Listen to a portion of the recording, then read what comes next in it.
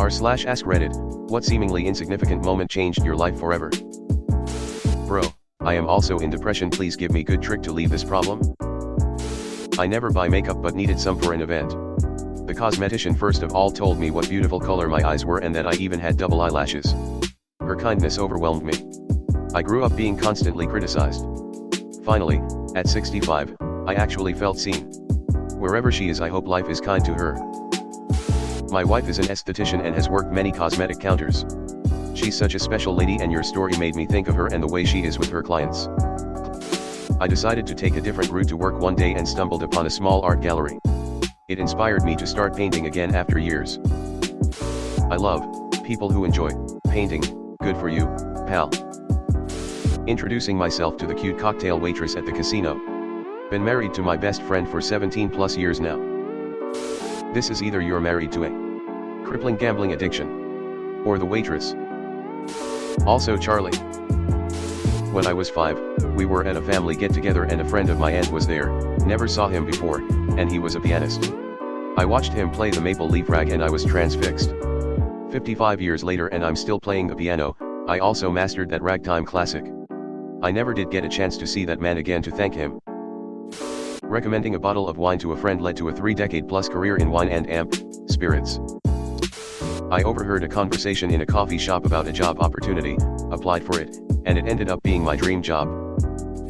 Story PLS. Dropping a board. I dropped a board I was carrying with my dad because it was rotting and had spiders on it which had gotten onto me, and he ended up choking me out from it. The cops took me away. It was obviously a big thing, but such a small event in the scheme of things, lifting a piece of wood, something we had done thousands of times together. We lived in an old house and he was into construction DIY projects, so we always lifted plywood, plaster, etc., would lead to the final thing. Removed. Decided to jump on my scooter and go buy some bean sprouts at the local Asian market. Got hit by a car. Don't text while driving, folks. 10 years later still impacting my life. I'm so sorry. People act as if driving doesn't impact anyone but themselves, and they're wrong. Someone sent me a time-lapse video of the Milky Way when I was 14. Over a decade later I'm just finishing up my PhD in astrophysics, specialized in galaxies. A casual conversation with a stranger on a plane led to a deep discussion about philosophy, changing my outlook on life. Turns out, he didn't actually exist and I and the significant number of terrorist cells I created may have committed some light terrorism. Pixies begins playing. On my way to school, I had a choice to make. A road, literally, to go to school and one road to never come back home. At the age of 9, I ran away from home and never looked back. It was an abusive home. Now, I have a career, and I travel the world. Despite everything I went through after, it was the right decision. How did you survive at 9 years old? Sometimes luck smiles for us, smiley face. Okay, how the hell did you survive at 9? Getting drunk at a party when I was 18 and now I'm potty training at 3-year. Good boy. Haha, been there. Mine is 19 now and toilet trained. I was a bit of a partier in my early 20s. Got way too drunk with my best friend one night and we had sex. Woke up filled with regrets because what a stupid way to ruin a friendship.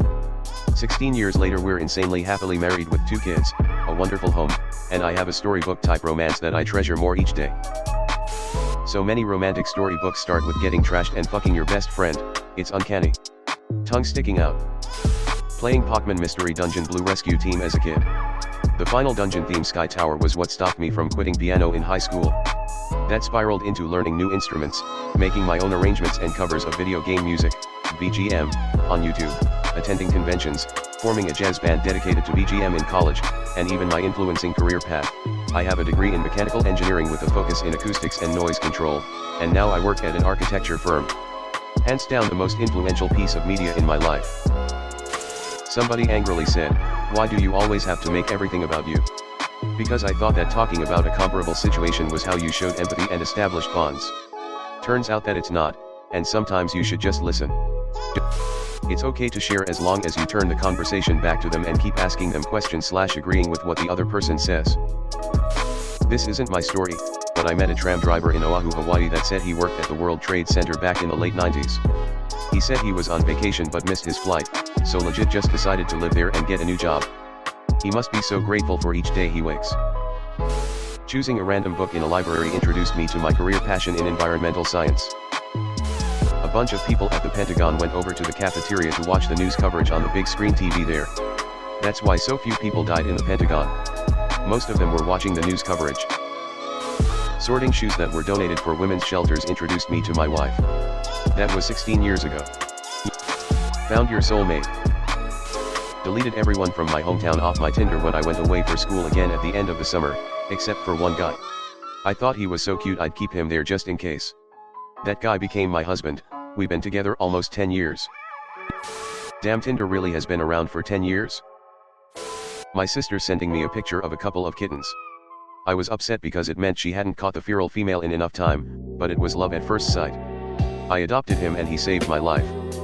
4 years later and I've made a mental health recovery and taken up fostering kittens. I've gotten over 60 cats, mostly young and sickly kittens, rescued, fostered, and adopted out. I'm also almost done with my PhD. It all started with a blurry picture of a couple of kittens. Reading a magazine on the toilet pushed me down the career of biochemistry. Not the same thing, but choosing a random book on a reading app led me to leave the religion I was born into and an active member of until I was 36 years old. Missing a train led me to meet my future spouse at the station CAF. We've been married for 10 years now. 10 years ago, our nephew got off at the wrong subway station, and saw that a girl he knew from high school was on the platform across from him. They were both attending colleges nearby. Their daughter is 2, and the cutest kid imaginable. A stray dog followed me home one evening. That dog became my closest companion and actually helped me overcome severe depression.